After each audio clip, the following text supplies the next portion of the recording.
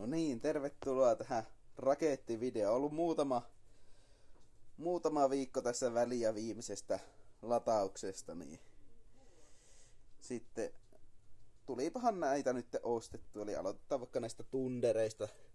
Nämä on tämmösiä SP-tundereita tuolta Motonetista hakki 10 eurolla 5 kappaletta niitä 3 kappaleen paketteja.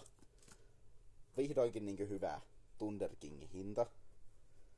Sitten oli tämmösiä tundereita, näitä oli 3 pakettia, näitä jytkyjä. On tämmösiä ihan perustundereita, ne oli vähän kalliimpia, mutta uskon, että on ihan päteviä nuo molemmat. Sitten on äkäisiä anoppipatoja, näitä oli 2. Näitä saa halpahallista. Sitten on noita Rooman kynttilöitä, 3 kappaletta niitä.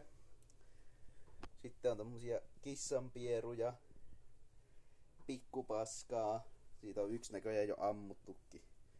Sitten on Jumbo tähtisädetikkuja. Ja ei kai siinä. Kiitoksia kun katsoit ja tykkää videosta ja jaa kavereille ja kommentoi.